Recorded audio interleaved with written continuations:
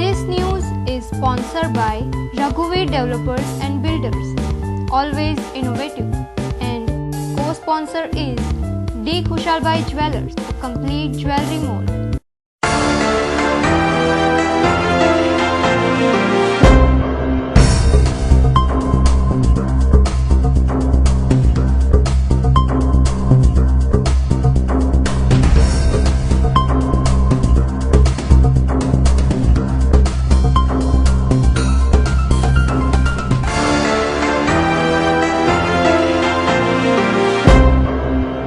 નમસ્કાર દર્શક મિત્રો, દિવસભરની ઘટના એ ઘટનાનું વિશ્લેષણ અને વિશ્લેષણમાંથી હિન્દ ટીવીનો સાચું સમજવાનો પ્રયાસ. હું રાકેશ આપનું હિન્દ ટીવીના સમાચારમાં સ્વાગત કરું છું. સમાચાર શરૂ કરતા પહેલા એક નજર કરીએ અત્યાર સુધીના મુખ્ય સમાચાર ઉપર.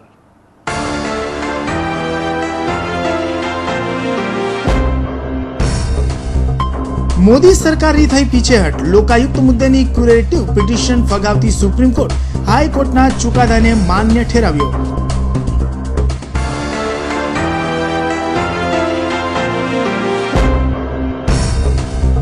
પ્રજાને પાલિકાની વધુ એક લોલીપોપ. ઓગસ્ટ પહેલા બીઆરટીએસ અને સિટી બસ સેવા નહીં થાય શરૂ.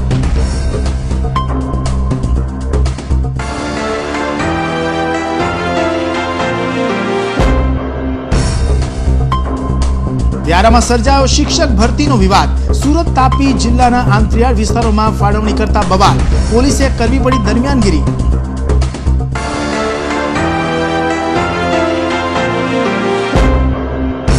શહેર જિલ્લા પોલીસ આધુનિકતાની ઓર.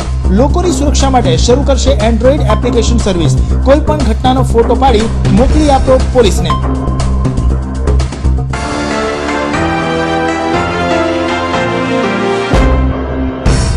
અને સરકારના ઉદાસીન વલણ સામે સુપ્રીમ કોર્ટનું સખ્ત વલણ. એસિડ વેચવા માટે લેવું પડશે લાયસન્સ, નહીં તો થશે દંડ.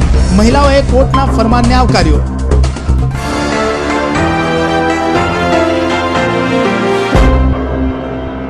ગુજરાતમાં લોકાયુક્તનો મુદ્દો એટલો તો ગંભીર બન્યો હતો કે લોકાયુક્ત આવ્યા બાદના વિવાદને કદાચ નગણ્ય ગણી શકાય. ગુરુવારે સુપ્રીમ કોર્ટમાં ગુજરાત સરકારની અંતિમ પિટિશન પણ ફગાવી દેવાતા હવે શહેરના અગ્રણી નેતાઓ પોતપોતાનું ગાણું ગાઈ રહ્યા છે. ગુરુવારે સુપ્રીમ કોર્ટે લોકાયુક્ત મુદ્દે રાજ્ય સરકારની ક્યુરેટિવ પિટિશન રદ કરી દેતા રાજ્ય સરકાર તો ઠીક, પરંતુ રાજ્યના ભાજપના નેતાઓના મોઢા વિલાઈ ગયા હતા. આ મુદ્દે સુરત શહેર ભાજપ પ્રમુખનો પ્રતિભાવ જાણવાની કોશિશ કરતા તેઓએ કંઈક આવા પ્રતિભાવ આપ્યા હતા. એટલે કયો નિર્ણય? સુપ્રીમે જે પિટિશન ફગાવી છે અને લોકાયુક્ત તરીકે નિમણૂક આપી છે, હાઈકોર્ટના ચુકાદાને માન્ય રાખ્યું છે, તેમાં તો સબજેક્ટિવ પ્રક્રિયા છે. હા, હવે એ જે સ્વતંત્ર અભ્યાસ કર્યા પછી હું તમને કહી શકીશ કઈ પણ. ભાજપ પ્રમુખ ભલે હિન્દ ટીવીના સવાલોના યોગ્ય જવાબ આપવા તૈયાર ન હોય, પરંતુ લોકાયુક્ત મુદ્દે રાજ્ય સરકાર અને મોદીને કાયમ ભાંડતા કોંગ્રેસને જાણે કે ગુરુવારે બોલાવવાનો મોકો મળી ગયો હતો. સુરત શહેર કોંગ્રેસ પ્રમુખ અશોક જરીવાલાએ આ મુદ્દે ભાજપ અને મોદી બંનેને આડે હાથ લીધા હતા. મારું એટલું જ કહેવાનું છે કે આપણે બહાર બધે ફાકા ફોજદારી કરીએ છીએ તો આપણે દૂધથી ધોયેલા હોઈએ અને આપણે આપણી જાત પર વિશ્વાસ હોય તો લોકાયુક્તની નિમણૂક કરવા દેવી જોઈએ, જેવી રીતે બીજા રાજ્યોની અંદર છે. અને પછી કેવું છે કે મારું ગુજરાત ભ્રષ્ટાચાર મુક્ત ગુજરાત છે, પણ તમે ચોર, તમે કોટવાલ, તમે અને જેલર બી તમે, જજ બી તમે. બરાબર છે. એટલે કહેવાનો મતલબ કે તમે ચોર છો એટલા માટે તમે ડરો છો, બાકી સત્યથી ડરવા વાળો માણસ ક્યારે પણ લોકાયુક્તથી ના નહીં પાડે. જેવી રીતે યદુરપ્પા જેલમાં ગયો તો વાસ્તવિકતા છે, એવી જ રીતે એમને જો પોતાની જાતને સ્વચ્છ સાબિત કરવી હોય તો એમને લોકાયુક્તની નિમણૂક કરવા દેવી જોઈએ. અન્યથા એને ફાકા ફોજદારી ગુજરાતની પ્રજાના નામે નહીં કરવી જોઈએ. ગુજરાતની પ્રજાની સામે એનો ચહેરો સ્વચ્છ છે એ સાબિત કરવા માટે લોકાયુક્તની નિમણૂક કરવી જોઈએ. મારું એમ જ કહેવું કે લોકાયુક્તની નિમણૂક થાય એટલે દૂધનું દૂધ ને પાણીનું પાણી થઈ જાય. જ્યાં કોણ ખરડાયેલું છે, પછી કોંગ્રેસનો હોય કે ભાજપનો હોય, લોકાયુક્ત નિમણૂક થશે એટલે એના આનો પર સત્તા થશે, એના ઉપર કાયદેસરની કાર્યવાહી થશે અને હું માનું છું ત્યાં સુધી મુખ્યમંત્રી જેલમાં પણ જઈ શકે. લોકાયુક્ત માટે અન્નાની આંધીની કોઈ અસર થઈ હોય કે ન હોય, પરંતુ કર્ણાટકમાં મુખ્યમંત્રીએ ઘર ભેગા થવાનો વખત આવ્યો હતો. આ જ મુદ્દે મોદીને રાષ્ટ્રીય કક્ષાએ ભીડવવા તૈયાર થયેલા પ્રદેશ કોંગ્રેસના નેતાઓ લોકાયુક્તની નિયુક્તિ બાદ શું કરી અને કહી શકે છે, અને ભાજપ તેમજ મોદીને શું ફરક પડે છે તે તો આવનારો સમય જ બતાવશે. Bureau report, Hind TV news, Surat. Surat મહાનગરપાલિકાની સ્થાયી સમિતિની બેઠક ગુરુવારે મળી હતી, જેમાં સ્થાયી સમિતિના સદસ્યોએ ડેપ્યુટી ઇજનેરની ભરતી અંગેના નિર્ણયને મુલતવી રાખ્યો હતો. ગુરુવારે સુરત મહાનગરપાલિકાની મળેલી સ્થાયી સમિતિની બેઠકમાં 10.34 કરોડ રૂપિયાના વિકાસ કામોને બહાલી આપવામાં આવી હતી. આ બેઠકમાં સ્થાયીએ શહેરના વિવિધ વિસ્તારોના રસ્તાઓ, ડ્રેનેજ અને પાણીના કામોને મંજૂરી આપી હતી. તો મેડિકલ સ્ટોરો માટે ખરીદવાની થતી દવાઓ અંગે સ્થાયી સમિતિના 3 સભ્યોની કમિટીના રિપોર્ટને ધ્યાને લેવાયો હતો.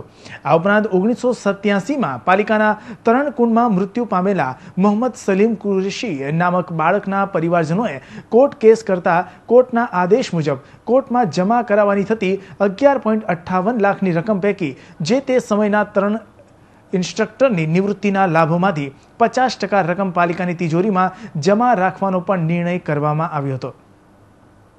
રેગ્યુલર કુલ 43 કામો હતા, જેમાં રસ્તાના કામો હતા લગભગ 3,85,10,781ના, હાઉસિંગ અને રીડાઈવરના 4,46,04,598, તેમજ ડ્રેનેજ અને હાઇડ્રોલિક વિભાગના 2,03,13,583. આમ કુલ 10,33,28,942ના કામો જે મંજૂર કરવામાં આવ્યા હતા. છેલ્લા કેટલાક વર્ષોથી સુરતીઓ જે BRTSના સપના જોઈ રહ્યા છે, તેમજ છેલ્લા કેટલાક મહિનાઓથી જે સિટી બસ સેવા વગર લોકો પરેશાન થઈ રહ્યા છે, તે હજુ પણ ઓગસ્ટ મહિના પહેલા શરૂ થાય તેમ નથી. સુરત મહાનગરપાલિકાના મહત્વકાંક્ષી પ્રોજેક્ટ BRTSની ખાતમુહૂર્ત વિધિને લગભગ 4 વર્ષ કરતાં વધુ સમય વીતી ગયો છે, છતાં પણ હજુ આ સેવા શરૂ થઈ નથી. તાજેતરમાં આ સેવા શરૂ કરવા માટે જુલાઈના પ્રથમ અઠવાડિયાના દિવસોની દુહાઈ દેવામાં આવી હતી, પરંતુ તે પણ આભાસી સપના સમાન થઈ ગયું. ત્યારબાદ પાલિકા દ્વારા જુલાઈના અંતમાં સેવા શરૂ થતાની વાત હતી, પરંતુ તે પણ શક્ય બને તેમ નથી. કારણ એ છે કે ગુરુવારે મળેલી સ્થાયી સમિતિની બેઠકમાં સ્થાયી અધ્યક્ષે હજુ તો બસ માટે ઇજારદાર સાથે ભાવો નક્કી કરવાની દરખાસ્તને મંજૂરી આપી હતી. ખુદ સ્થાયી અધ્યક્ષે આ મુદ્દે જણાવ્યું હતું કે BRTS સેવા ઓગસ્ટ પહેલા શરૂ થઈ શકે તેમ નથી. જે ખાસ BRTS બસ માટેની જે વાત છે, ત્યાં સુધી સુરતની અંદર ભારતના જુદા જુદા શહેરોમાં જે પ્રકારે BRTS બસનો કોન્સેપ્ટ જે આપણે અમલીકૃત કરવા જઈ રહ્યા છે, તેના ભાગરૂપે ફર્સ્ટ ફેઝની અંદર ભુજના સચિન રોડ ઉપર BRTS રૂટની કામગીરી લગભગ પૂર્ણતાને આરે છે. અને એ સંજોગોની અંદર જે બસ આપણે ખરીદવા માટેની જે આગળ કાર્યવાહી કરી હતી, પણ ટેકનિકલ પ્રશ્નને કારણે એની અંદર ફેરવિચારણા કરવાની આવશ્યકતા હોય કે આજરોજ આ બસ ખરીદવા માટેનો જે નિર્ણય છે, એમાં જે સુધારા સાથેનો એ આપણે આજે મંજૂર કર્યો છે.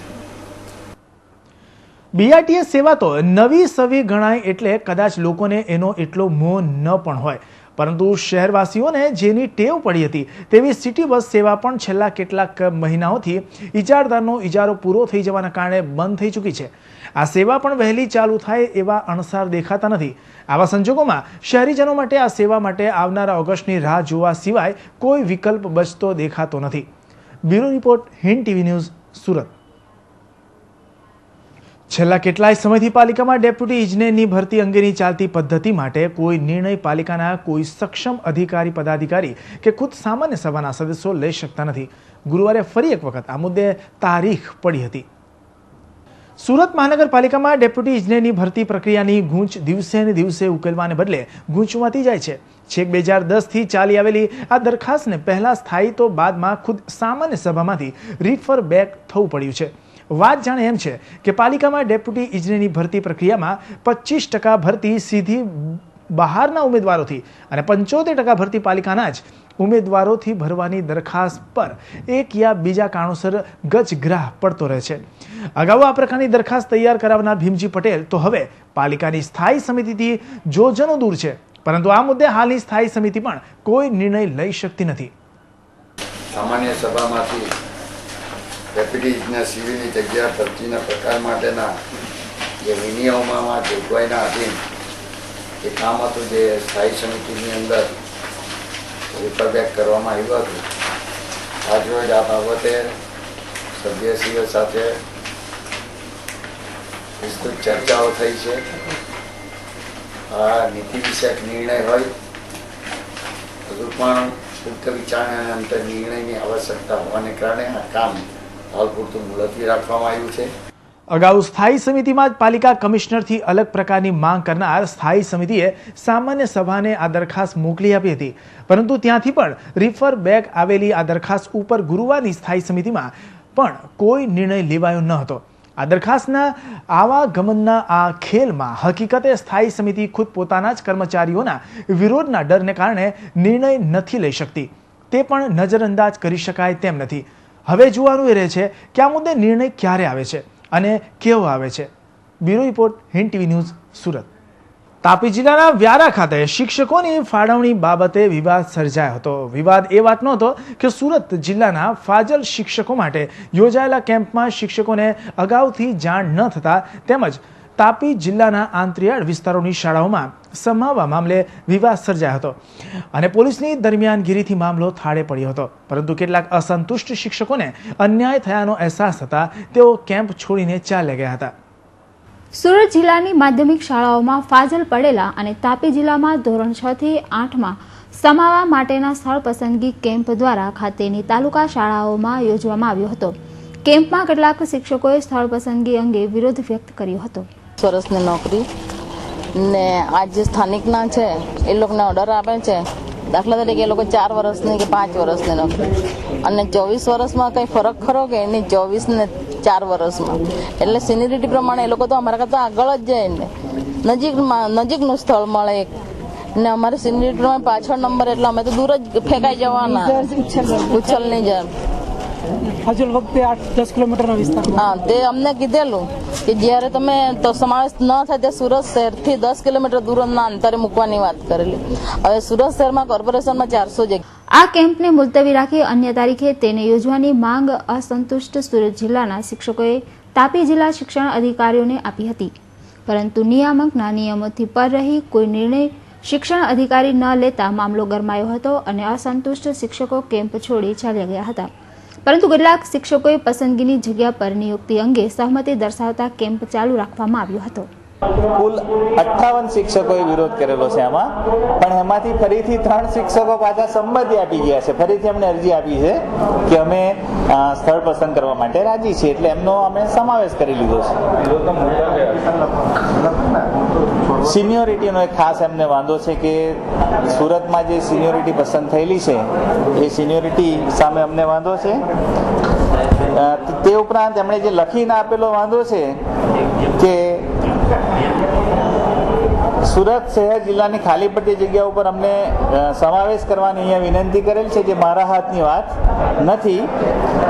ફાજલ કેમ્પ વખતે અમને મૌખિક ખાતરી આપવામાં આવી હતી કે બધાને એસએમસી વિસ્તારમાં સમાવવા આવશે, પરંતુ એ સુરત જિલ્લાનો પ્રશ્ન હોય અત્રે માત્ર સ્થળ પસંદગી કરીને તાપી જિલ્લામાં ફાજલ શિક્ષકોને સમાવવા માટે જ જણાવેલ હોય, જે મારા એસએમસીમાં સમાવવા બાબત મારા કાર્યક્ષેત્રમાં આવતી નથી.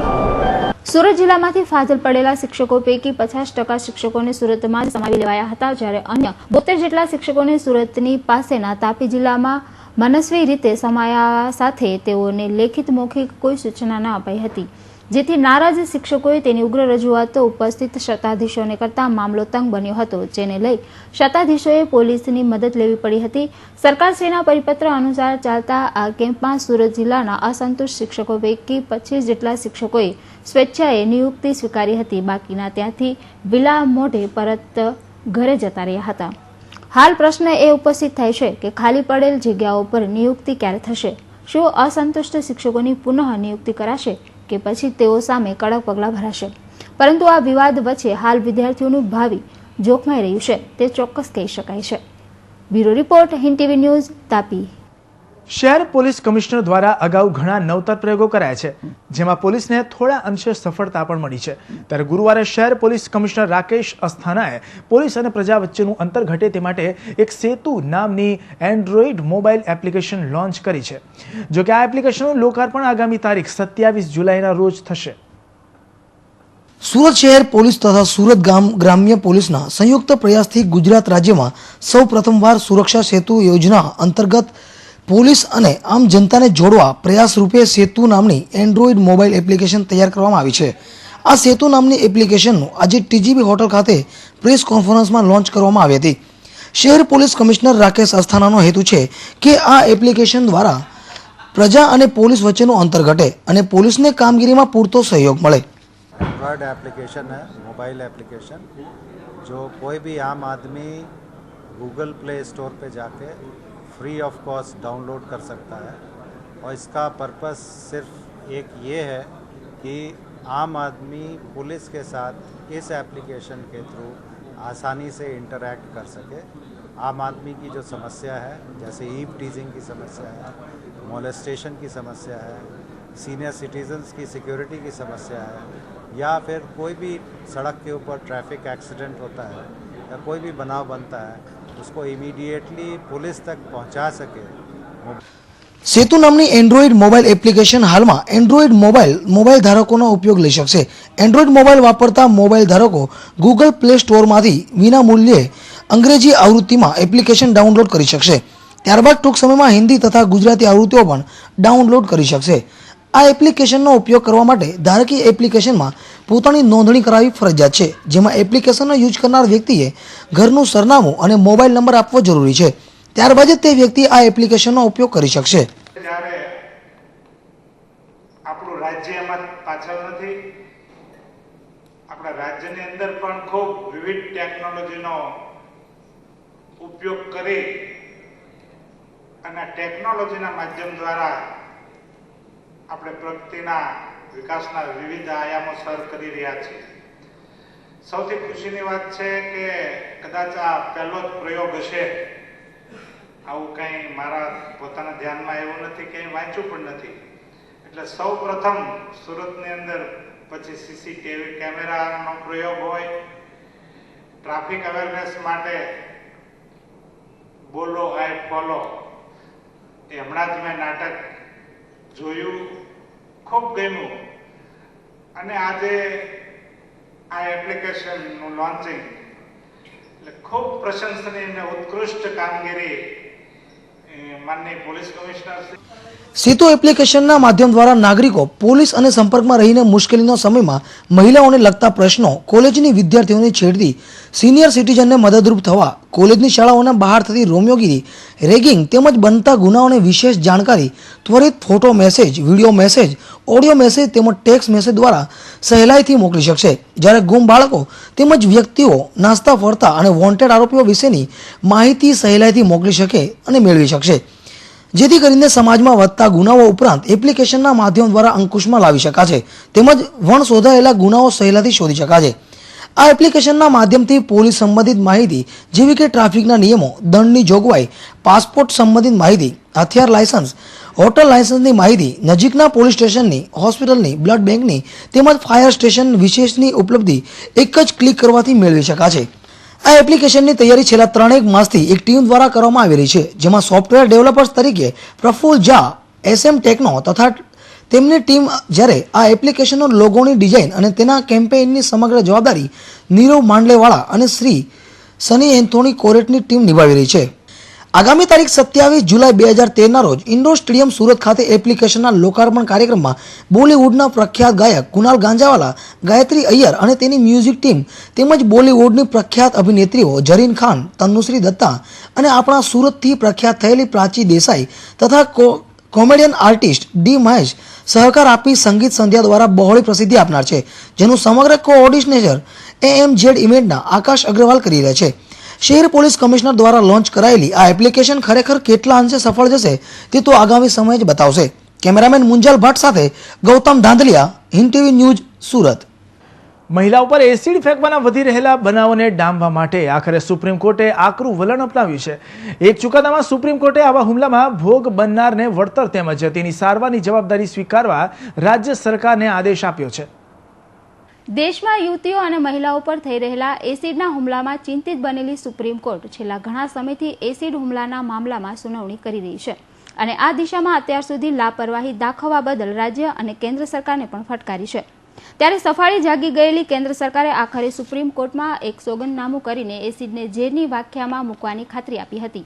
આથી કેન્દ્ર સરકારના સોગંદનામા પછી ગુરુવારે સુપ્રીમ કોર્ટે મહત્વનો આદેશ આપીને એસિડના વેચાણ માટેના નવા નિયમો આગામી 3 માસથી લાગુ કરવા આદેશ આપ્યો છે. વર્તમાન સમયમાં જે રીતે બદલાની ભાવનામાં સ્ત્રીઓ પર એસિડ ફેંકવાના ગુનાઓ વધી રહ્યા છે ત્યારે એસિડના વેચાણ પર પ્રતિબંધ ખૂબ જ જરૂરી છે તેવું પ્રીતિબેને જણાવ્યું હતું. એસિડ વેચાણ પર પ્રતિબંધ છે પણ ગુજરાત સહિત અન્ય રાજ્યોમાં પણ હજુ એસિડ વેચાણ અંગેની કોઈ પણ નીતિ નક્કી નથી થઈ અને તેવા સંજોગોમાં નામદાર સુપ્રીમ કોર્ટ દ્વારા કેન્દ્ર સરકાર દ્વારા એની નીતિ નક્કી કરવા માટે જે ભાર મુકાયો છે તો તેવા પરિપ્રેક્ષમાં એક એવું સ્પષ્ટ છે કે હાલમાં વર્તમાન સંજોગોમાં જે રીતે બહેનો પર એસિડ ફેંકવાના કિસ્સાઓ અને ગુનાઓ વધી રહ્યા છે તેવા સંજોગોમાં આવા એસિડ વેચાણ પર નિયંત્રણ હોવું જરૂરી છે. નહીંતર પછી આરોપીઓ કાં તો એવા ગુનાહિત માનસ ધરાવતા વ્યક્તિઓ આવા જે સહજિકતાથી ઉપલબ્ધ એવી એસિડને લઈને આવી ગુનાઓ કરવા માટે પ્રેરાશે. એક પ્રકારને બદલાની ભાવના કે જેને સરળ જગ્યાએથી આવું હથિયાર એસિડના રૂપમાં એને મળી જશે તો ખરેખર એના પર નિયંત્રણ લાદવું જરૂરી છે. આ ઉપરાંત સુપ્રીમ કોર્ટે કહ્યું હતું કે એસિડથી જથ્થાબંધ ખરીદી કે વેચાણ માટે સબ ડિવિઝનલ મેજિસ્ટ્રેટની પણ મંજૂરી લેવી પડશે. તેમજ જો કોઈ દુકાનદાર ગેરકાયદેસર રીતે એસિડનું વેચાણ કરતા પકડાશે તો તેને ₹50,000નો દંડ પણ ફટકારવામાં આવશે.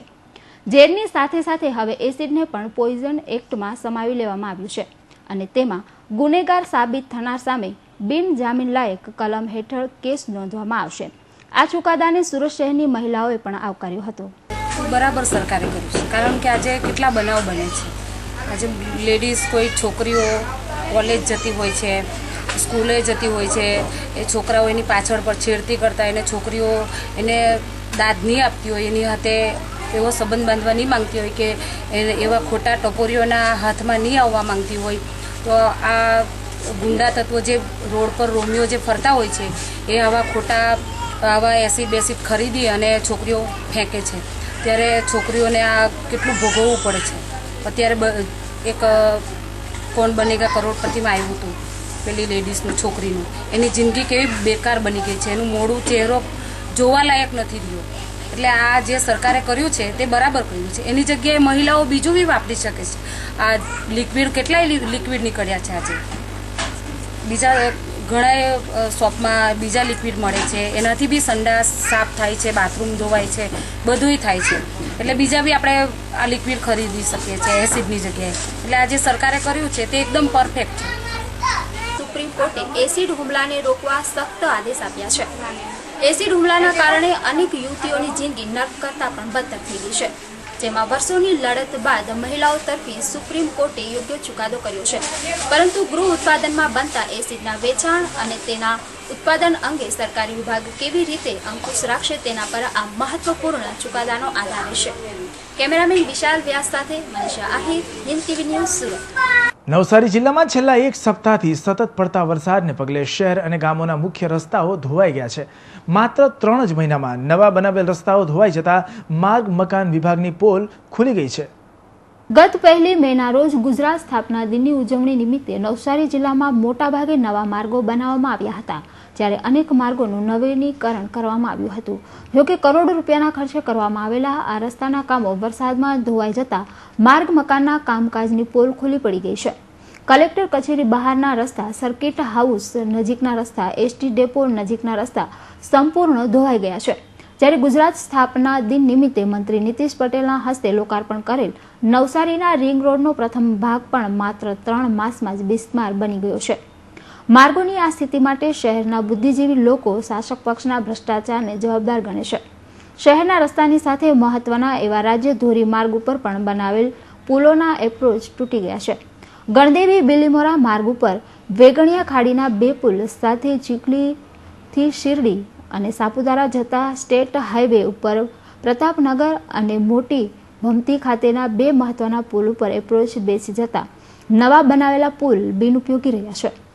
સાથે અહીંયા પુલ ઉપર અકસ્માત નિવારવા માટે કોઈ નોટિસ, સાઇનબોર્ડ કે રિફ્લેક્ટર પણ લગાવ્યું નથી, જેનાથી રાત્રે અકસ્માતની શક્યતા વધી જાય છે. જોવા જાવ તો નવા રસ્તા વરસાદના 3-4 મહિના પહેલા બને છે અને પછી એકદમ નવા રસ્તા પૂરા તૂટી જાય છે. આજે રસ્તા દર વર્ષે બને છે, એક જ રસ્તા દર વર્ષે બને છે. દર વર્ષે ઊંચાણ વધતું જાય છે રસ્તાનું. એનું કોઈ પણ ધારાધોરણ રહ્યા નથી, કોઈ ગેરંટી રહી નથી અને મકાનો નીચે થતા છે ને રસ્તાઓ મોટા થતા જાય છે. પહેલાં જે સમય ચાલતો હતો ત્યારે રસ્તાઓ માટે રિપેરિંગ કરીને રસ્તાઓને દર વર્ષે બનાવતા નહીં હતા. આજે પબ્લિકના રૂપિયાનું પણ નુકસાન, પબ્લિકને પણ નુકસાન અને બધી રીતે નવસારીમાં બધી જ રીતે નુકસાનકારક છે. એટલે આના માટે શું છે, ટોટલ ભ્રષ્ટાચાર જવાબદાર છે.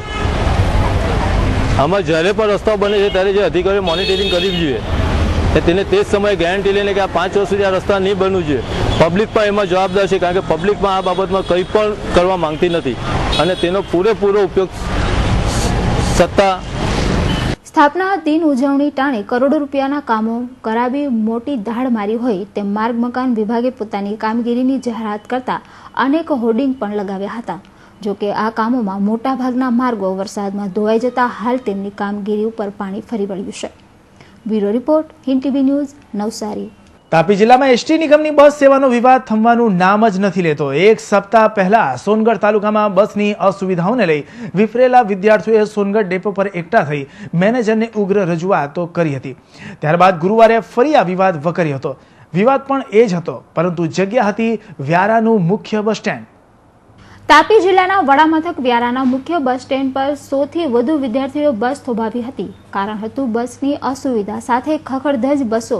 દરરોજ આવતી અનિયમિત અને અપૂરતી બસ સુવિધાઓથી ત્રસ્ત થઈ આ વિદ્યાર્થીઓએ બસ સ્ટેશન માથે લીધું હતું અને બસોની આવન જવન પર રોક લગાવી હતી. તકલીફ પડે છે તેથી છાપરા પર બેસીને જવું પડે છે વિદ્યાર્થીઓને. ચોમાસાના દરમિયાન વિદ્યાર્થીઓ ઉપર બેસીને જવાથી તે પલ્લી જાય છે અને પલ્લી જાય અને એમને સ્કૂલ કીટ તે પણ ભીંજાઈ જાય છે અને સ્કૂલમાં જતા ચોપડાને એવું ભીંજાઈ જાય છે તો ક્લાસમાં બેસવું પડે છે અને બીમાર થવાથી 5-6 દિવસનો અભ્યાસ બગડે છે. કલાકો સુધી ચાલેલ આ ડ્રામા બાદ પોલીસની દરમિયાનગીરી તેમજ વિદ્યાર્થીઓનો ભભૂકેલો રોષ જોઈ વ્યારા બસ સ્ટેન્ડના મેનેજરે આખરે તેમના રૂટની બસ તાત્કાલિક મૂકી આપતા વિવાદ શમ્યો હતો. વ્યારા બાલપુર ગાડી બ્રેકડાઉન થતા એની વૈકલ્પિક વ્યવસ્થામાં 6:30 વાગે નિઝરથી વ્યારા ગાડી આવી 431 એ વૈકલ્પિક વ્યવસ્થા તરીકે ગોઠવી આપેલી છે. કયા રૂટમાં ગોઠવી આવે? બાલપુરની ગાડી પડી એની જગ્યાએ પેલી ગાડી આપી છે 431. સવારમાં તો મારી નોકરી શરૂઆતમાં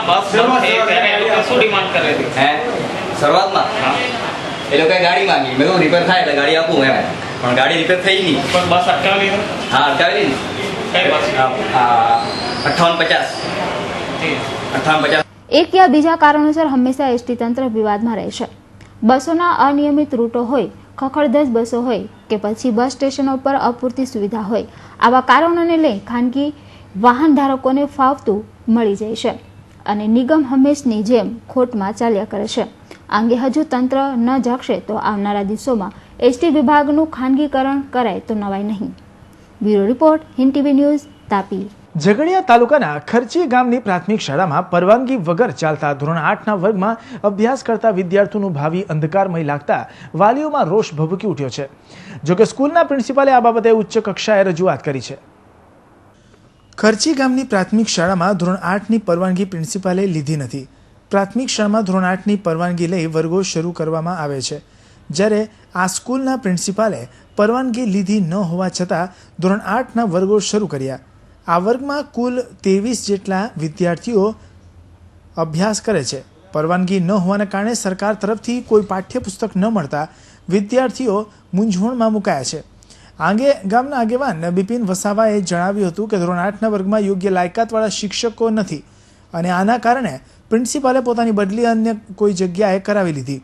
જ્યારે પ્રિન્સિપાલે આ બાબતને 4 વખત લાગતા વળગતાની કચેરીમાં જણાવ્યું છે. જોકે 23 જેટલા વિદ્યાર્થીઓનું ભાવિ અંધકારમય જણાતા વાલીઓમાં રોષ ફેલાયો છે. ઝઘડિયા તાલુકાના ખર્ચી ગામની પ્રાથમિક શાળામાં ચાલતા મધ્યાહન ભોજનમાં બાળકોને ગુણવત્તાયુક્ત પૌષ્ટિક, સમતોલ અને સ્વસ્થ આરોગ્યપ્રદ આહાર આપવામાં આવે છે. ખર્ચી ગામની પ્રાથમિક શાળામાં અભ્યાસ કરતા બાળકોને મધ્યાહન ભોજન સંચાલિકા રંજનબેન વસાવા દ્વારા શ્રેષ્ઠ અને ગુણવત્તા તેમજ સ્વાસ્થ્યવર્ધક ભોજન બનાવી સૌપ્રથમ શિક્ષકો તેને ચકાસ્યા બાદ તેને ટેસ્ટ કર્યા બાદ બાળકોને પીરસવામાં આવે છે. જોકે સ્કૂલમાં મધ્યાહન ભોજન બનાવવા માટેનો ઓરડો બનાવવાની કામગીરી ચાલુ હોવાથી સંચાલિકા રંજનબેન વસાવા તેમને ઘરેથી બનાવી લાવી વિદ્યાર્થીઓને પીરસવામાં આવે છે. જો તમામ સ્કૂલમાં આ પ્રમાણેની તકેદારી રાખે તો વિદ્યાર્થીઓનું સ્વાસ્થ્ય જળવાઈ રહે અને વાનગીની ગુણવત્તા જળવાઈ રહે. સમગ્ર રાજ્યમાં વરસાદ ધીમે ધીમે પોતાનું વર્ચસ્વ જમાવી રહ્યો છે, ત્યારે તેને કારણે ઉદ્ભવતી સમસ્યાઓમાં પણ વધારો થઈ રહ્યો છે. ત્યારે સતત વરસતા વરસાદને કારણે રસ્તાઓમાં ખાડા પડી ગયા છે, રસ્તાઓ બિસ્માર પડી રહ્યા છે, જેમાંથી નેશનલ હાઈવે પણ બાકાત રહ્યો નથી, જેને કારણે નેશનલ હાઈવે નંબર 8 પર ભરૂચ નજીક 8 થી 10 કિલોમીટર જેટલા લાંબા ટ્રાફિક જામના દ્રશ્યો સર્જાયા હતા. મુંબઈથી દિલ્હીને જોડતી નેશનલ હાઈવે નંબર 8 પર ભરૂચના સરદાર બ્રિજ નજીક રસ્તો અત્યંત બિસ્માર હાલતમાં થઈ જતા છેલ્લા 2 દિવસથી 8 કિલોમીટર સુધી ટ્રાફિક જામ થાય છે, જેના કારણે વાહન ચાલકો મુશ્કેલીમાં મુકાયા છે. इधर मैं 4-5 घंटे से लगा हूँ लाइन में, यहाँ कम से कम 10 किलोमीटर दूर से लगा हूँ. मेरे को भरूच जाना है बनने के लिए, 5-6 घंटे हो गए हैं लाइन में. यहाँ पे मेरे को भी देखोगे 1 घंटे में पहुँचूंगा, फिर उसके बाद मैं भरूंगा गाड़ी. क्या दिक्कत हो रही है? दिक्कत यही हो रहा है, जाम लग रहा है बार बार. हफ्ते में तो 1-2 दिन खुला रहता है, नहीं बाकी पूरा दिन ही जाम रहता है यहाँ पर. क्या मांग है आपकी प्रशासन से? प्रशासन से यही मांग है कि लाइन चालू करवा दे अपना पुल, दूसरा अपना फटाफट चालू हो जाए. हम लोग को जाम में यहाँ फंसने से अच्छा रहेगा, निकल जाऊँ इधर से. हम बेंगलोर गया था, अभी राजकोट जा रहे हैं. वो 12 जब भी हम इधर आते हैं ना तो ट्रैफिक ही जाम रहता है. वो खाने का तो सोचने का ही नहीं, पूरा दिन भूखे रह मरने का, रात को भी भूखे मरने का. सो जाते हैं तो पुलिस वाला मारते हैं. क्या दिक्कत हो रही है आपको? अपने को ये पुल चालू करा दे और सही रास्ता करा दे, और क्या चाहिए अपने को? ભરૂચના સરદાર બ્રિજ પર ટ્રાફિક જામની સમસ્યા નવી નથી, પરંતુ હવે આ સમસ્યા વધુ વિકટ બની રહી છે. સરદાર બ્રિજ નજીક આવેલ ટોલ પ્લાઝાથી બ્રિજના દક્ષિણ છેડા સુધીનો માર્ગ બિસ્માર હાલતમાં થઈ ગયો છે, જેના કારણે વાહનો ગોકળગાય ગતિએ પસાર થાય છે અને ટ્રાફિક જામ થઈ જાય છે. ભરૂચમાં હેવી વરસાદના કારણે સરદાર બ્રિજથી તે યુટર્ન સુધીનો રોડ ધોવાઈ, મુશળધાર વરસાદના કારણે રોડ ધોવાઈ જતા એકદમ ટ્રાફિક જામ થયેલું છે. સાહેબ ક્યારે આવી પરિસ્થિતિ છે? છેલ્લા 2 થી 3 દિવસથી કોન્સ્ટન્ટ ટ્રાફિક કાઢવાની કોશિશ કરીએ છીએ. રાતના 3 વાગ્યાએ ઉઠીને ટ્રાફિક કાઢું છું, પરંતુ સુરત લાઇન મીન્સ કે બરોડાથી સુરત તરફ આવતી લાઇન ક્લિયર થતી નથી. જો એ ક્લિયર થઈ જાય તો પછી સુરત લાઇન બંધ કરીને બરોડા લાઇનનો ઝટકો મરાવી જાય. મીન્સ કે બંને બાજુ બંને લાઇનો ચલાવીને એવી રીતના ટ્રાફિક કાઢીએ છીએ. શું મુશ્કેલી પડી રહી છે ટ્રાફિક ક્લિયર કરવામાં? ટ્રાફિક ક્લિયર કરવામાં જે આપણે બરોડાથી તે સુરત તરફ જે લાઇન છે, આખો રોડ જે ભરૂચ ટોલ પ્લાઝા છે ત્યાંથી તે યુટર્ન સુધી સરદાર બ્રિજના દક્ષિણ છેડા સુધીનો સાવ એકદમ વર્સ્ટ ડેમેજ થઈ ગયો છે, તૂટી ગયો છે સાવ એકદમ એ હિસાબે. એક તરફ આ બ્રિજ પહેલેથી જ એક તરફી ચાલે છે અને બીજી તરફ માર્ગની બિસ્માર હાલત ટ્રાફિક જામની પરિસ્થિતિ વધુ વિકટ બની રહી છે. આ ટ્રાફિક જામને કારણે દિલ્હીથી મુંબઈ જતા અને આવતા વાહન ચાલકોને ઘણી જ મુશ્કેલીનો સામનો કરવો પડે છે. કલાકોના કલાકો ટ્રાફિક જામમાં નીકળી જાય છે, તો તંત્ર હવે આ માર્ગનું વહેલી તકે સમારકામ કરાવે તે અત્યંત જરૂરી છે. શહેરમાં ગરીબ બાળકોને શિક્ષણ આપવા માટે સુરત મહાનગરપાલિકા દ્વારા ચાલી રહેલી 1000થી વધુ આંગણવાડીઓ સામાજિક સંસ્થાઓ દત્તક લે તે માટે સુરત મહાનગરપાલિકા દ્વારા આંગણવાડીને નંદઘર નામ આપીને વિશેષ કાર્યક્રમનું આયોજન કરવામાં આવ્યું છે. કુપોષિત બાળકોનું, સગર્ભા, પ્રસૂતા માતાઓનું સ્વાસ્થ્ય સુધારવા સૌ કોઈના સહિયારા પુરુષાર્થની જરૂરિયાત હોય છે. આ દિશામાં સુરત મહાનગરપાલિકા દ્વારા એક આગવું પગલું ભરવા જઈ રહ્યું છે. પાલિકા દ્વારા આંગણવાડીઓને નંદઘર નામ આપીને સામાજિક સંસ્થાઓ, સેવાભાવી વ્યક્તિઓ આંગણવાડીઓ દત્તક લે તો આંગણવાડીમાં ભણતા બાળકોને ઉચ્ચ ગુણવત્તાનું શિક્ષણ આપી શકાય તેમ છે. આથી જ પાલિકા દ્વારા આગામી શનિવારે પાલિકામાં સંસ્થાઓને આ મુદ્દે સમજાવવા એક કાર્યક્રમનું આયોજન કરવામાં આવ્યું છે. બાળકોમાં કુપોષણ એ સામાજિક અને રાષ્ટ્રીય સમસ્યા છે. આ સમસ્યાનું સમાધાન સમાજના સ્વૈચ્છિક સંસ્થાઓ, સમાજના આગેવાનો, બધા જ મિત્રો ભેગા થઈને લાવી શકાય એમ છે. સુરત મ્યુનિસિપલ કોર્પોરેશને આ બાબતમાં એક પહેલ કરી છે. સુરત મ્યુનિસિપલ કોર્પોરેશન વિસ્તારમાં 1004 જેટલી આંગણવાડીઓ છે. આ આંગણવાડીમાં મોટાભાગના ગરીબ, ઝૂંપડપટ્ટીના તેમજ મધ્યમ વર્ગના બાળકો ભણે છે. એમને 2 વખત નાસ્તો આપવાની પણ યોજના કોર્પોરેશને સુનિશ્ચિત કરી છે. તેમ છતાં આ બાળકોને હૂંફની જરૂર છે, પ્રેમની જરૂર છે, કેટલુંક ટેકનિકલ સહયોગની પણ જરૂર છે, અમારા ખાસ કરીને મેડિકલ ઓફિસરોનો. આ બધી બાબતો માટે અમે બધાને આમંત્રણ આપી રહ્યા છીએ કે તેઓ એક આંગણવાડી 1 અથવા 2 અથવા તેથી વધારે દત્તક લે અને દત્તકમાં શું કરવું જોઈશે એ વિશે માર્ગદર્શન આપવા માટેનો એક કાર્ય શિબિર અમારી કોર્પોરેશનમાં તારીખ 20મી તારીખે 4 વાગે અહીંયા રાખવામાં આવી છે. જેમાં સ્વૈચ્છિક સંસ્થાના આગેવાનો, મહિલા સંઘો, કેટલીક NGO જે સરકારના સહયોગ વિના કામ કરવા માગે છે એવી NGOને, આગેવાનોને, ક્લબોને હાજર રહેવા માટે હું. આંગણવાડીને દત્તક લેવાની સુરત મહાનગરપાલિકાના આરોગ્ય વિભાગના ડેપ્યુટી કમિશનર RJ પટેલના આ યોજના ખરા અર્થમાં સાકારિત થાય તો આધુનિક યુગમાં પૂરક પોષણ આપવા છતાં ઘણા બાળકો કુપોષિત રહી જાય તે ન રહે તે સપનું પણ સાકાર કરી શકાય તેમ છે. કેમેરામેન નિકુંજ પંડ્યા સાથે ભૂપેન્દ્ર સાચાણી, હિન્દ TV ન્યૂઝ, સુરત. પાલિકા દ્વારા બુધવારના રોજ સેન્ટ્રલ ઝોન વિસ્તારમાં ઘનિષ્ઠ સફાઈ ઝુંબેશ હાથ ધરવામાં આવી હતી. આ કામગીરી કાદરશાની નાળ, ખોજા કબ્રસ્તાન, હિજાડવાડ સહિતના વિસ્તારમાં કરવામાં આવી હતી. શહેરમાં સ્વચ્છતા જળવાઈ રહે તે માટે સુરત મહાનગરપાલિકાના સેન્ટ્રલ ઝોન દ્વારા 21 લારી ગલ્લા, કાટપીટિયાઓનો સામાન, લાકડાનો ભંગાર તથા કચરો મળી કુલ 40 મેટ્રિક ટનથી વધુ કચરાનો નિકાલ કરવામાં આવ્યો હતો. જ્યારે 66થી વધુ ઇસમોને નોટિસો ફટકારવામાં આવી હતી. આ ઉપરાંત આ વિસ્તારોમાં સ્વચ્છતા અંગે પ્રચાર ગાડી મારફતે પ્રચાર પ્રસાર પણ કરવામાં આવ્યો હતો. જ્યારે ગંદકી કરતા ઇસમો પાસેથી 10,950 વહીવટી ખર્ચ વસૂલ કરવામાં આવ્યો હતો. તો ઝોનના VBDC વિભાગ દ્વારા 729 ઘરો અને 1,448 બ્રીડિંગ સ્પોટ ચેક કરી 16 બ્રીડિંગનો નાશ કરી 81 લોહીના નમૂના ચેક કર્યા. વધુમાં ઝોન દ્વારા રિંગ રોડ પર આવેલા વર્લ્ડ ટ્રેડ સેન્ટરમાં G1માં સંસ્થા દ્વારા દુકાનના રિનોવેશનનો કચરો રસ્તામાં નાખી દેવાતા ગંદકી કરવા બદલ 11,000નો દંડ વસૂલવામાં આવ્યો હતો. સુરત મહાનગરપાલિકાના સેન્ટ્રલ ઝોનના શહેર વિકાસ તથા દબાણ ખાતાના અધિકારીઓ દ્વારા ગુરુવારે શહેરના ગોપીપુરા વિસ્તારમાં ડિમોલિશનની કામગીરી કરવામાં આવી હતી. પાલિકાના સેન્ટ્રલ ઝોન દ્વારા ગુરુવારે ગોપીપુરામાં વોર્ડ નંબર 8માં આવેલ 799/G વાળી મિલકતના ચોથા માળનું 1400 ચોરસ ફૂટનું બાંધકામ તોડી પાડવામાં આવ્યું હતું. જ્યારે આ જ વોર્ડમાં નોંધ નંબર 1159 થી 1162 વાળી મિલકતમાં પણ પાર્કિંગ વિસ્તારમાં દુકાનો બનાવવાના આશયથી કરવામાં આવેલ ચણતરની દિવાલના પાર્ટીશન તોડી પાડી 900 ચોરસ ફૂટ પાર્કિંગ ખુલ્લું કરવામાં આવ્યું હતું. આગામી દિવસોમાં આવી રહેલા અલુણા વ્રત નિમિત્તે સુરત મહાનગરપાલિકા દ્વારા મહેંદી સ્પર્ધાનું આયોજન કરવામાં આવ્યું હતું. સુરત મહાનગરપાલિકા દ્વારા ગુરુવારે શહેરના રુસ્તમપુરા ખાતે કોમ્યુનિટી હોલમાં મહેંદી સ્પર્ધાનું આયોજન કરવામાં આવ્યું હતું. ભારતીય પરંપરામાં શુકન ગણાતી મહેંદી મૂકવાની પ્રણાલીને અનુસરતા સાદી અને એરેબિક મહેંદી સ્પર્ધામાં 800થી વધુ સ્પર્ધકોએ ભાગ લીધો હતો અને અવનવી ડિઝાઇનમાં મહેંદી મૂકી હતી. માધ્યમિક અને ખુલ્લા એમ 2 વિભાગમાં યોજાયેલી આ સ્પર્ધામાં વિજેતાઓને ટ્રોફી તથા પ્રમાણપત્ર એનાયત કરાયા હતા.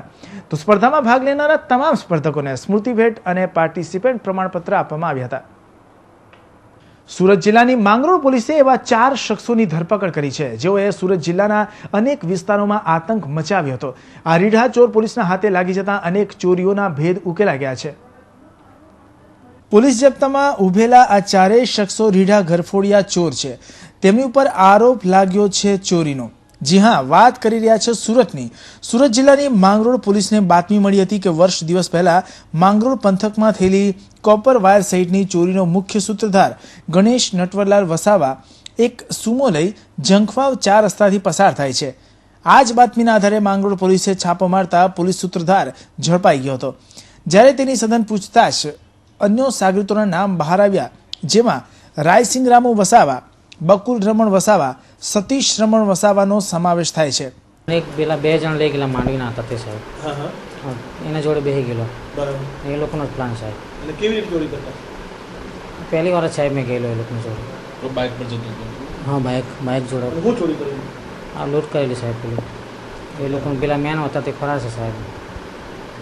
3 પકડી ગયા? હા, 3 પકડાઈ ગયેલા સાહેબ. અને આ હું હમણાં પકડાય છે. કેટલીક ચોરી કરેલી છે આશરે તમે લોકો? આ એક જ સાહેબ મેં. અને આ માંગરોળની? હા, માંગરોળની. આ માંગરોળની 2 વર્ષ પહેલા. ટોટલ કેટલી ચોરી થઈ? ટોટલ આ 3 જ સાહેબ. આ સાહેબ પેલી પૈસા ચોરી લાવે છે સાહેબ તે વાપરી નાખેલા સાહેબ. એટલે હામાં વાપરે? 30,000 રૂપિયા ખાલી સાહેબ. શોખ માટે ચોરી કરતા? કોઈ નહીં સાહેબ, એમ જ સાહેબ. આ પહેલી વાર આવું કર્યું સાહેબ. મને ખબર નહીં હતી સાહેબ.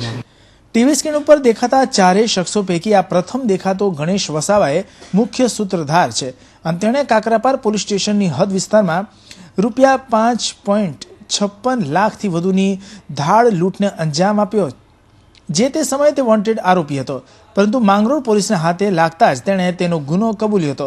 જ્યારે અન્ય એક રીઢો ચોર રાયસિંગ વસાવા 2 વર્ષ પહેલા માંગરોળ પંથકમાં 3 ચોરીને અંજામ આપ્યો હોવાનું પોલીસ સમક્ષ કબૂલ્યું હતું. આશરે 10 માસ પહેલા પાતળદી પાસે આવેલ રુદ્રસ્ટોન કોરીમાં કોપરના કેબલ વાહરો તથા ટોટાની ચોરી થયેલ.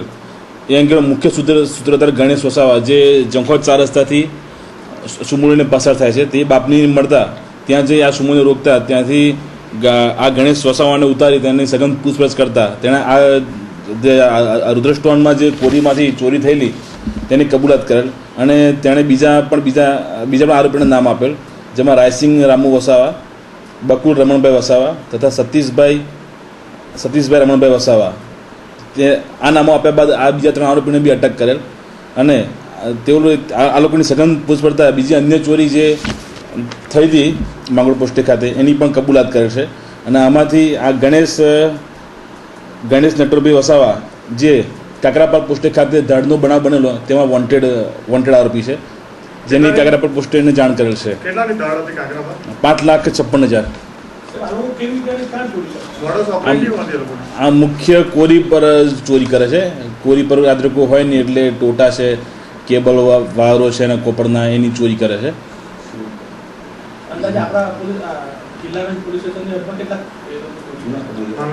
માંગરોળ તાલુકામાં 2 ચોરીની કબૂલાત કરે છે અને એમને આજે બધું પૂછપરછ કરીને આવતીકાલે રિમાન્ડની પોલીસે કરવાની છે. રિમાન્ડ દરમિયાન બીજા ગુનાનો કદાચ ભેદ ઉકલી શકવાની શક્યતા છે.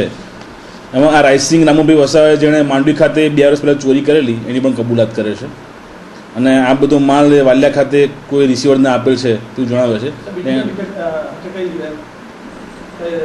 હા, અને આ જે ગણેશ નટવર વસાવા જે છે આ બધો ચોરીનો માલ જે સાથે લઈને આપવા જતો હોય છે એની સુમો ગાડીનો ઉપયોગ કરતો હતો, એટલે એની ગાડી પણ કબજે કરેલ છે ગુનાના કામે. કેવી રીતે આ ઘરફોડિયા ચોરીને અંજામ આપતા અને લૂંટેલા અને ચોરેલા પૈસા ક્યાં વાપરતા તે સાંભળીએ આરોપીના જ મુખેથી. આ આપણે માંગરોળ તાલુકામાં પાટલદેવી ગામ કોરી કરીને ત્યાં સિલિન્ડરની ચોરી કરેલી ને વટ્ટા ડીઝલ. આ ઘરફોડિયા ચોરીની દાસ્તાન સાંભળી તમે? હાલ તો આ તમામ શખ્સો પોલીસ જપ્તામાં સપડાઈ જતા અનેક ચોરીના ભેદ ઉકેલાઈ ગયા છે. ત્યારે પોલીસે આરોપીના રિમાન્ડ લેવાની તજવીજ હાથ ધરી છે. આ રિમાન્ડ સમયે વધુ ગુનાઓના ભેદ ઉકેલાઈ જવાની પોલીસ આશા રાખી રહી છે. એક સમય હતો જ્યારે કોમ્પ્યુટરનો ક્રેઝ હતો અને ત્યારબાદ કોમ્પ્યુટરનું સ્થાન લીધું લેપટોપે. અને આજની વાત કરીએ તો લોકોના હાથમાં સ્માર્ટફોન આવી ગયા છે અને આ સ્માર્ટફોનનો ઉપયોગ કરનાર તમામ યુઝર્સ અલગ અલગ સોશિયલ નેટવર્ક સાઇટનો ઉપયોગ કરીને એકબીજા સાથે જોડાઈ રહ્યા છે. એમાં બેમત નથી કે આ સુવિધા લોકોને ખૂબ જ ઉપયોગી થઈ રહી છે, પરંતુ તેની સાથે સાથે આ સુવિધાનો દુરુપયોગ કરવામાં પણ લોકો પાછળ નથી રહ્યા. તો જોઈએ આજની આધુનિકતાની બાજુ હિન્દ ટીવીના આ એક વિશેષ અહેવાલમાં. એક સમય હતો જ્યારે કોમ્પ્યુટરનો ક્રેઝ જોવા મળતો હતો અને ત્યાર પછી કોમ્પ્યુટરની જગ્યાએ આવ્યા લેપટોપ અને અત્યારે હાલની વાત કરીએ તો લોકોના હાથમાં એન્ડ્રોઈડ સિસ્ટમવાળા મોબાઈલ જોવા મળે છે અને આ તમામે તમામ મોબાઈલમાં સુપ્રસિદ્ધ અને ખાસ કહી શકાય કે કટમાર ચાલો. એક સમય હતો જ્યારે કોમ્પ્યુટરનો ક્રેઝ ગણાતો હતો અને ત્યાર પછી કોમ્પ્યુટરનું સ્થાન લીધું લેપટોપે અને અત્યારે હાલની વાત કરીએ તો લોકોના હાથમાં એન્ડ્રોઈડ સિસ્ટમવાળા ફોન જોવા મળે છે અને આ ફોનમાં તેઓ અલગ અલગ એપ્લિકેશન્સ અને સોશિયલ નેટવર્કિંગ સાઇટ સાથે સંકળાયેલા હોય છે. એમાં પણ ખાસ કરીને જો યુવાનોની વાત કરવામાં આવે તો યુવાનો અને ખાસ કરીને કોલેજોમાં આ ક્રેઝ ગાંડા રીતે જોવા મળે છે. તો આવી જ સોશિયલ નેટવર્કિંગ સાઇટ અને એપ્લિકેશન્સનો યુઝ લોકો કઈ રીતે કરે છે તેની વાત કરીશું. મારું નામ કાદિર છે. હું ફેસબુકનો ઉપયોગ 2005થી કરતો આવું છું. ફેસબુકનો બે પ્રકારના ઉપયોગ થઈ શકે છે. એક તો ફેસબુકને તમે તમારા ફ્રેન્ડ સર્કલની સાથે કનેક્ટિવિટી કોમ્યુનિકેશન કરવા માટે કે જે તમારા ફોરેનમાં રહેતા હોય એ લોકો પોતાના મંતવ્ય ઓપિનિયન ફોટોગ્રાફ્સ છે અને વોઇસ ચેટ વિડીયો ચેટિંગ એમાં કરી શકે. પણ આના બીજા બી ગેરઉપયોગ એ છે કે અમુક આતંકવાદી તત્વો હોઈ શકે જે અસામાજિક જે સાયબર ક્રાઇમ સાથે જોડાયેલા લોકો હોય તે લોકો આનો દુરુપયોગ કરે છે. દાખલા તરીકે કોઈ ફેક આઈડી બનાવીને પૈસા પડાવવાનું કામ, છોકરાઓને ચીટ કરવાનું, છોકરીઓને ચીટ કરવાનું, આવા બધા ઘણા કિસ્સા ફેસબુકની યુઝ વધવાથી સામે આવ્યા છે. તો આની માટે ફેસબુક તરફથી અથવા જે અમારી સાયબર ક્રાઇમની ટીમ છે સરકારની તેને એવા કંઈક નિયંત્રણ માટે પગલાં લેવા જોઈએ જેનાથી આ ક્રાઇમને રોકવા માટે કંઈ સચોટ કાયદો બને અથવા એને કંઈક કોમ્યુનિકેટ ન થાય એને રોકવા માટે કે ભાઈ આ ફેક આઈડી છે તો આ ક્યાંથી બન્યો શું છે એનો મેક આઈડી ટ્રેસ કરે. એટલે એના માટે એક સંપૂર્ણ ટીમ હોવી જોઈએ જે આના ઉપર ધ્યાન રાખે. કેમ કે નેટવર્કિંગ અને આ સોશિયલ નેટવર્કિંગ સાઇટ બેઉનું કોમ્યુનિકેશન બહુ જોરદાર છે. એટલે એના કારણે જો નેટવર્કિંગ અને સોશિયલિંગ બેઉ જો એકસાથે જોડાયેલા રહે તો બહુ સારું છે લોકોના કોમ્યુનિકેશન માટે. પણ આના ગેરફાયદા સમાજમાં વધી રહ્યા છે. અત્યારે હાલ ફેસબુક સિવાય પણ બીજી ઘણી બધી સોશિયલ નેટવર્કિંગ સાઇટ આવી રહી છે, એના વિશે શું કહેવું? એમાં ટ્વિટર છે, ફેસબુક છે, પછી હમણાં મોબાઈલ એપ્લિકેશનમાં વોટ્સઅપ છે, લાઇન છે. આના પર લોકો પોતાના ઓપિનિયન પોતાના ફ્રેન્ડ્સ જોડે ચેટિંગ કરે છે. પણ આ એક લેવલ સુધી સારું બી છે અને નકામું બી છે. જો એનો ઉપયોગ વધારે પડતો જો વધી જાય બીજા ગેરફાયદાઓમાં MMS થાય છે, પછી પોર્ન ફોટોગ્રાફી છે, આ બધું ન થવું જોઈએ. આને રોકવા માટે સરકારે, પોલીસે, જે આપણી ક્રાઇમની ટીમ છે, આ લોકો સાયબર ક્રાઇમ સાથે જે જોડાયેલા છે એ લોકોએ આના પગલાં લેવા જોઈએ. કેમ કે ફેસબુકથી તમે માહિતી વિદ્યાર્થીઓને બી ઘણું ઉપયોગી છે. વિદ્યાર્થીઓ આનાથી સાયન્સ વિશે પછી જે બી એ લોકોને માહિતી જોતી હોય સ્કૂલ, કોલેજીસ, આ બધા આની સાથે જોડાયેલા છે. એટલે બધા વિશે માહિતી આમાં મળી શકે છે. પણ આના ગેરફાયદા બી એટલા જ છે જેટલા ફાયદા છે. એટલે આના ગેરફાયદા રોકવા માટે આ લોકોએ કંઈ ને કંઈ નિયંત્રણ લેવું જોઈએ. અચ્છા, તમે જે કામ કરો છો, જે વ્યવસાય કરો છો, એમાં આ સોશિયલ નેટવર્કિંગ સાઇટ્સ કઈ રીતે ઉપયોગી? અમારા વ્યવસાયમાં સોશિયલ નેટવર્કિંગ સાઇટ બહુ ઘણી રીતના ઉપયોગી છે. અમે અમારા ઇન્ટરનેટના બિઝનેસને આનાથી આગળ વધાવીએ છીએ. અમારા પ્રોડક્ટ એના પર મૂકીએ છીએ. લોકો અમને એને લાઇક કરે છે તો અમે એનો કોન્ટેક્ટ કરીને એના સાથે માહિતી લઈએ છીએ. પછી અમારા જે ફ્રેન્ડ સર્કલ છે એકબીજા જોડે આ પ્રોડક્ટ વિશે ચર્ચા વિચારણા કરે છે અને એ લોકો એકબીજા જોડે કોમ્યુનિકેટ કરે છે, ફોટો અપલોડ આ તે કરીને બધું.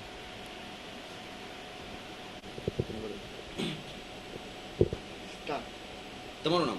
રાજીવ પંડિત. રાજુભાઈ, અત્યારે હાલ જે સોશિયલ નેટવર્કિંગની વાત ચાલી રહી છે અને જે રીતે અત્યારે એનો દિવસે દિવસે ઉપયોગ વધી રહ્યો છે, તમે ખાસ કરીને કઈ સોશિયલ નેટવર્કિંગ સાથે સંકળાયેલા રહો છો અને કઈ ખાસ કરીને યુઝ કરો છો? અત્યાર સુધી તો સૌપ્રથમ જ્યારે સોશિયલ સાઇટ આવી તેમાં ફેસબુક પ્રખ્યાત હતું અને ફેસબુક પછી અત્યારે જે મોબાઈલની વાત કરીએ એમાં મોબાઈલમાં વોટ્સઅપ છે, વીચેટ છે, લાઇન્સ છે વગેરે જેટલા બી સોફ્ટવેર છે. એમાં શું છે કે ફેસબુક પર પહેલાં ફક્ત ચેટ કરી શકતા હતા અને વિડીયો અપલોડ કરી શકતા હતા. જ્યારે વોટ્સઅપ જેવી સુવિધા એવી છે કે તમારા કોઈ પણ મેસેજ હોય કે તરત જ સામેવાળી પાર્ટીને ઓન ધ સ્પોટ મળી શકતા હતા.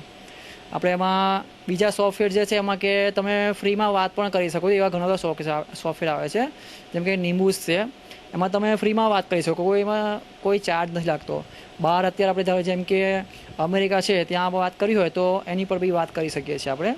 બીજા સોફ્ટવેર જે સ્કાયપી વગેરે આવે છે જે લેપટોપ થ્રુ અને વિડીયો કોલિંગ થઈ શકે છે એની પર. અત્યારે જે સ્કૂલમાં કોલેજમાં જોઈએ છે તો લોકો નાના છોકરાઓ છે તેમની પાસે પણ મોબાઈલ્સ વગેરે હોય છે, પણ એ ઉંમર જોવા જોઈએ કે એ 18 વર્ષની ઉપરના છોકરાઓ જો આનો યુઝ કરે તો સારો યુઝ થાય છે. અને કોલેજ વગેરેમાં જોવા જઈએ તો બધા લોકો અત્યારે એનો મિસયુઝ પણ કરે છે અને ઉપયોગ પણ સારો થાય છે. કે આમ આપણે અત્યારે જે ફિલ્ડમાં અમે લોકો છે, અમે જ્યારે કે અમારી કંપની છે, કંપનીમાં અમારે કોઈ ઇમરજન્સી મેસેજ કરવો હોય છે કે ભાઈ કોઈ પ્રોજેક્ટ હોય, કોઈ પ્રોજેક્ટને સામેનો બતાવવો હોય તો એની પર અમે તરત બતાવી શકીએ છીએ.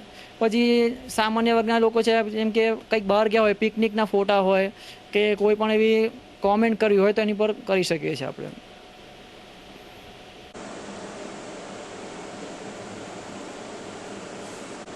તો મોબાઈલનું બી લઈ લે. મોબાઈલમાં વોટ્સએપ પાછળથી લેજે, પાછળથી લઈ લે.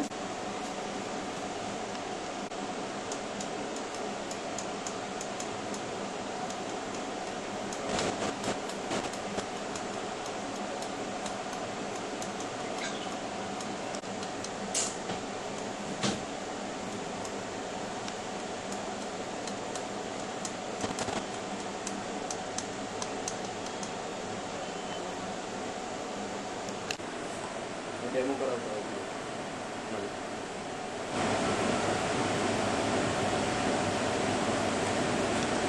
મોબાઈલ ચાલુ કર. હા ખાલી મોબાઈલ જ જો.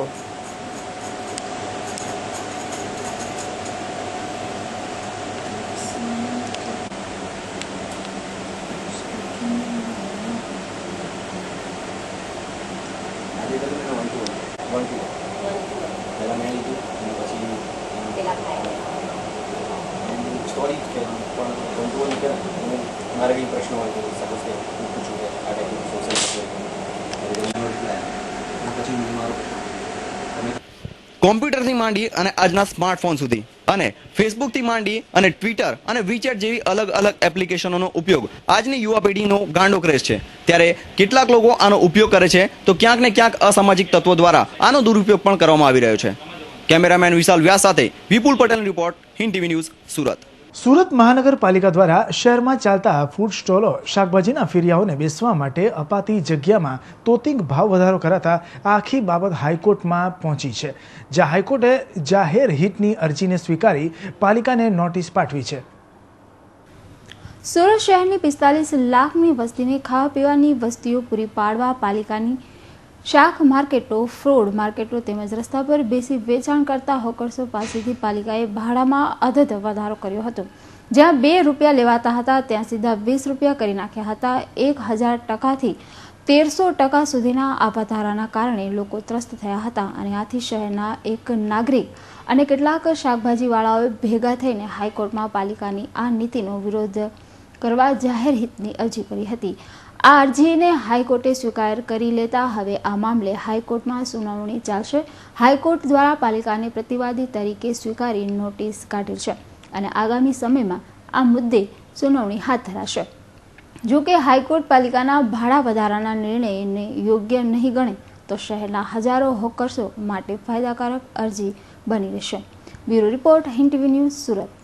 સોશિયલ વર્કર અને આરટી એક્ટિવિસ્ટ છું. દરઅસલમાં આજે અમે હાઈકોર્ટની એક આપણે નોટિસ આવ્યા છે.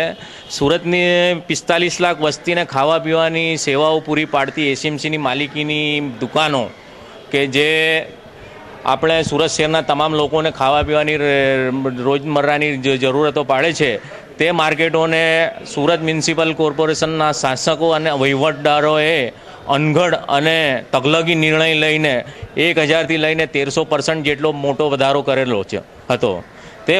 આ બાબત અમે માનનીય ગુજરાત હાઈકોર્ટમાં પીઆઈએલ દાખલ કરેલી અને અમારી પીઆઈએલને સ્વીકારીને માનનીય હાઈકોર્ટે નોટિસ જારી કરેલ છે. એક તરફ તો એસએમસી દ્વારા શહેરના કરોડપતિ અને માલે તુજારો કે જ્યાં મોટા મોટા લગ્ન સમારંભો થાય છે, વાહન શો થાય છે, મોટા મોટા શો થાય છે, એવા એસએમસીના પ્લોટ અને શહેરના કોમ્યુનિટી સેન્ટરોના ભાવ વધારા ફક્ત બમણા કરેલા છે, 2 ગણા કરેલા છે. જ્યારે શહેરની પ્રજાને આપણે ફૂડ ખાવા પીવાની વસ્તુઓ પ્રોવાઈડ કરતી સંસ્થાઓ, નાના સ્ટોલો, એ લોકોના ભાવ વધારા ડાયરેક્ટ 13 ગણા વધારી દીધા છે, જે અસહ્ય અને અમાન્ય છે અને પ્રજા વિરોધી છે. જેથી અમે આ મુદ્દાને લઈને માનનીય હાઈકોર્ટમાં ગયા હતા અને હાઈકોર્ટે મ્યુનિસિપલ કમિશનર વિરુદ્ધ નોટિસ ઇસ્યુ કરી છે, જે આજે અમે ઇસ્યુ કરી છે. દરઅસલમાં આ ભાવ વધારો જે કરવામાં આવ્યો છે, આ ભાવ વધારો જે સ્ટોલ ધારકો છે એ તમામ સ્ટોલ ધારકો પબ્લિક પાસેથી જ વસૂલ કરશે અને પબ્લિક એમ જ મોંઘવારીમાં પીસાઈ રહી છે અને મોંઘવારીમાં આટલા બધા પ્રકારો હોવા છતાં આટલો બધો વધારો જો પબ્લિક પર આવશે તો પબ્લિક માટે વધુ મુશ્કેલી સર્જાશે. જેથી લઈને અમે પ્રજા જામનગરના વેપારી પાસેથી ખોટા ઓળખ પુરાવા આપી લાખોના મિજાગરા મંગાવી ઠગાઈ કરનાર અમરોલીનો ઠગ જામીન મુક્ત થતાં જ ક્રાઇમ બ્રાન્ચની ટીમે ઝડપી પાડ્યો હતો. આ ઠગ જામનગરના એક ઠગાઈના કેસમાં ક્રાઇમ બ્રાન્ચે તેની ધરપકડ કરી જામનગર પોલીસને સોંપ્યો હતો. ગુના શોધક શાખામાં ઉભેલો આ ઠગનું નામ મુકેશ માવજીભાઈ કજુરિયા છે કે જે મૂળ જામનગરનો છે અને સુરતમાં અમરોલીની શિવનગર સોસાયટીમાં રહે છે. મુકેશ નામના આ ઠગે એકાદ મહિના અગાઉ જામનગરના વેપારી પાસેથી 1,60,000 રૂપિયાના મિજાગરા મંગાવી ઠગાઈ કરી હતી. આ કેસમાં ક્રાઇમ બ્રાન્ચની ટીમે તેની ધરપકડ કરી હતી, જે અત્યાર સુધી સુરતની લાજપોર જેલમાં હતો. બુધવારે ઠગાઈ કેસમાં મુકેશની જામીન થઈ કે તરત જ ક્રાઇમ બ્રાન્ચની ટીમે જામનગરની ઠગાઈ કેસમાં તેની ધરપકડ કરી હતી. ત્યારબાદ મુકેશનો કબજો જામનગર પોલીસને સોંપ્યો હતો. Bureau report, Hind TV news, Surat. વરાછાના જગદીશનગર પાસેથી મોટરસાયકલ પસાર થતા શખ્સના શર્ટ પર મેલું લાગ્યું હોવાનું કહી વાતોમાં ભૂળવી 14 વર્ષનો ટાબરિયો 46,000ની મત્તા ભરેલો થેલો નજર ચૂકી ફરાર થઈ ગયો હતો. શર્ટ પર મેલું સાફ કરવા ગયો અને શખ્સને 46,000નો ચૂનો ચોપડી ઠગ ટાબરિયો હવા થઈ ગયો હતો. પુણા ગામના શિવ છાયા એપાર્ટમેન્ટમાં રહેતા નરસિંહભાઈ લક્ષ્મણભાઈ પરમાર બુધવારે સવારે વરાછા જગદીશનગર વિભાગ 1માં આવેલા ભોળાનાથ મહાદેવના મંદિરે દર્શન કરવા ગયા હતા. મંદિરના દર્શન કરી નરસિંહભાઈ બહાર આવ્યા ત્યારે 14 થી 15 વર્ષના બે કિશોરી બૂમ પાડી નરસિંહભાઈને જણાવ્યું હતું કે તમારું શર્ટ પાછળથી ખરાબ થઈ ગયું છે, શર્ટ ધોઈ આવો. જેથી નરસિંહભાઈ મંદિરના કમ્પાઉન્ડમાં પાથરણું કરી ફૂલ વેચતી મહિલા પાસે જઈ રોકડા રૂપિયા 45,000 રૂપિયા અને અન્ય જરૂરી ડોક્યુમેન્ટ ભરેલી કાળા કલરની બેગ સાઈડમાં મૂકી શર્ટ સાફ કરવામાં રહ્યા અને તેટલી વારમાં બંને ભેજાબાજ કિશોર રોકડા ભરેલી બેગ લઈ ફરાર થઈ ગયા હતા. શર્ટ સાફ કરી નરસિંહભાઈએ બાજુમાં જોયું તો બેગ ગાયબ હતી, જેથી તેમણે વરાછા પોલીસ મથકે બે કિશોર વિરુદ્ધ ચોરીની ફરિયાદ નોંધાવી હતી. ફરિયાદના આધારે પોલીસે વધુ તપાસ હાથ ધરી છે. Bureau report, Hind TV news, Surat. Surat શહેરના આઈ માતા ખાતે ગુરુવારના રોજ એક વૃક્ષ ધરાશયી થઈ જવા પામ્યું હતું. જોકે કારણે થોડા સમય માટે વાહન વ્યવહાર પણ ખોરવાઈ ગયો હતો. મેઘરાજીની પધરામણી થાય એટલે સૌ કોઈ ખુશીથી ઝૂમી ઉઠે છે, પરંતુ જેમ દરેક બાબતની સાથે સાથે તેની કેટલીક સાઇડ ઇફેક્ટ પણ હોય છે, તેમ વરસાદને કારણે પણ ક્યારેક મુશ્કેલીનો સામનો કરવો પડે છે. બસ એ જ રીતે છેલ્લા અઠવાડિયાથી આંતરે દિવસે મન મૂકીને વરસી રહેલા વરસાદના કારણે વાતાવરણમાં ઠંડક તો પસરી ગઈ છે, પરંતુ તેની સાથે ધોધમાર વરસાદના કારણે શહેરમાં વૃક્ષો પડવાના કિસ્સાઓ પણ વધી રહ્યા છે. ત્યારે સુરત શહેરના પુણા વિસ્તારમાં આવેલ આઈ માતા ખાતે એક તોતિંગ વૃક્ષ ધરાશાયી થઈ ગયું હતું, જેને પગલે વાહન વ્યવહારને પણ અસર થઈ હતી. આથી આ વૃક્ષને તાકીદે રસ્તામાંથી હટાવવાની કામગીરી શરૂ કરાઈ હતી. સુરત શહેરના ભટાર વિસ્તારમાં આવેલા આઝાદનગરમાં ખટોદરા પોલીસે છાપો મારી જાહેરમાં જુગાર રમતા 8 જુગારીઓને જેલ ભેગા કર્યા હતા. ઘટના સ્થળેથી પોલીસે રોકડા અને અંગ ઝડતીના મળી ₹7,000થી વધુનો મુદ્દામાલ કબજે કર્યો હતો. ખટોદરા પોલીસને બાતમી મળી હતી કે ભટારના આઝાદનગરમાં જાહેરમાં જુગાર રમાઈ રહ્યો છે, જેના આધારે પોલીસે બુધવારે સાંજે આઝાદનગર ગલી નંબર 15માં દરોડા પાડ્યા હતા. જે દરમિયાન ત્યાં જુગાર રમતા 8 જુગારીઓને ઝડપી પાડી રોકડ અને દાવ પર મળી ₹7,070નો મુદ્દા માલ કબજે લઈ પોલીસે આગળની તપાસ હાથ ધરી હતી. Bureau report, Hind TV news, Surat. સાપ કરડવાના બનાવમાં વધુ એક બનાવનો ઉમેરો થયો છે. સચિનના યુવાને સાપ કરડતા તેને તાત્કાલિક સારવારથી સિવિલ હોસ્પિટલ ખસેડાયો હતો, જ્યાં તેની તબિયત સુધારા પર હોવાનું તબીબે જણાવ્યું હતું. સચિન કૃષ્ણાકોન સોસાયટી ખાતે રહેતો 25 વર્ષીય રણજીત ધોળા ગુરુવારની સવારે પોતાની સાયકલ પર નૃત્ય ક્રમ મુજબ કામના સ્થળે જઈ રહ્યો હતો. તે દરમિયાન સાયકલની પાછળની સીટ પરથી સાપનું બચ્ચું આવી રણજીતને કરડી જતા તેણે બૂમાબૂમ કરી મૂકી હતી, જેથી આસપાસના લોકોએ તેને તાત્કાલિક સિવિલ ખાતે ખસેડ્યો હતો, જ્યાં તેની તબિયત સુધારા પર હોવાનું તબીબે જણાવ્યું હતું. તો બીજી તરફ જીવદયા પ્રેમીઓએ પણ સાપને પકડી પાડ્યો હતો. Bureau report, Hind TV news, Surat. Kamrej 4 રસ્તા ખાતે જલારામ સોસાયટી પાસે જનરલ સ્ટોર્સ ચલાવતી મહિલાની છેડતીનો મામલો પ્રકાશમાં આવ્યો છે. મહિલા જ્યારે દુકાન પર એકલી હતી ત્યારે નજીકમાં જ રહેતો ધર્મેશ રોડીલાલ જૈન નામનો યુવાન તેની પાસે આવી અશ્લીલ વાતો કરી તેનો હાથ પકડી લીધો હતો, જેથી મહિલાએ કામરેજ પોલીસ મથકે ફરિયાદ નોંધાવતા પોલીસે આરોપીની ધરપકડ કરી હતી. કામરેજના માલીબા કોમ્પ્લેક્સ મુકામે રહેતો રાજસ્થાની રાજપૂત પરિવાર કામરેજના જલારામ એપાર્ટમેન્ટના ભોંય તળિયાના ભાગે કરિયાણાની દુકાન ચલાવે છે. મોડી રાત્રિના 9 વાગ્યાના સમય આસપાસ તેમની દુકાનમાં રાજસ્થાની પરિવારનો યુવક ધર્મેશ રોબીલાલ જૈન આવ્યો હતો, જ્યારે તેણે પોતાની ઉંમર કરતાં આશરે 11-12 વર્ષ મોટી પરિણીતાની દુકાનમાં એકલી જોતા તેની સાથે બીભત્સ વાતો શરૂ કરી હતી.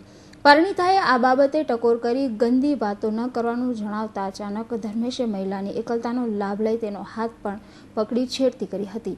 આ ઘટનામાં મહિલાએ છેવટે મંગળવાર કામરેજ પોલીસ મથકે ફરિયાદ નોંધાવતા કામરેજ પોલીસે યુવકની ધરપકડ કરી હતી. જાણવા મળતી વધુ વિગતો મુજબ આ યુવકે 15 દિવસ પૂર્વે પણ આ જ પ્રકારનું કારનામું કરતા નાનું છમકલું પણ થયું હતું. બુધવારે કામરેજ પોલીસે યુવકને મોડી સાંજે કોર્ટ સમક્ષ રજૂ કરવાની કાર્યવાહીઓ ચાલુ કરી છે. Bureau report Hind TV news Kamrej. અંદર મગજમારી થયેલી એટલે કઈ રીતની મગજમારી? બોલાચાલી થયેલી એમ. બોલાચાલીમાં કઈ નહીં, એમ જ ગાળાગાળી થયેલી. છેડતી નથી કરી, એટલે આક્ષેપ ખાલી ઉમેરેલું છે. હા. સમાચાર સમાપ્ત કરતા પહેલા મુખ્ય સમાચારો પર એક નજર.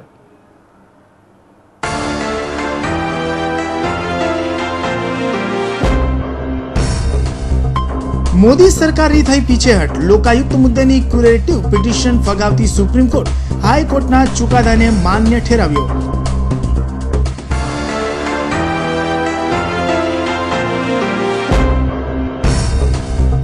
પ્રજાને પાલિકાની વધુ એક લોલીપોપ, ઓગસ્ટ પહેલા બીઆરટીએસ અને સિટી બસ સેવા નહીં થાય શરૂ.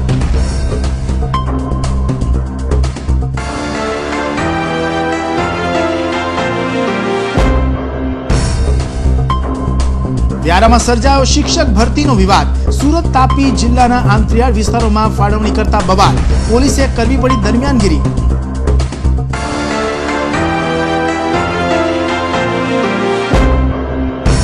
શહેર જિલ્લા પોલીસ આધુનિકતાની ઓર, લોકોની સુરક્ષા માટે શરૂ કરશે એન્ડ્રોઇડ એપ્લિકેશન સર્વિસ. કોઈ પણ ઘટનાનો ફોટો પાડી મોકલી આપો પોલીસને.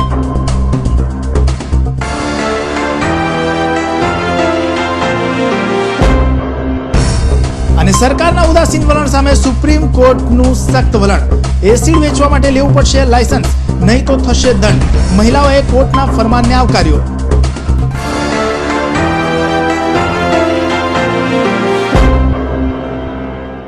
દર્શક મિત્રો, હતા અત્યાર સુધીના સમાચાર. ફરી નવા સમાચાર સાથે મળશું. ત્યાં સુધી રજા આપશો. નમસ્કાર.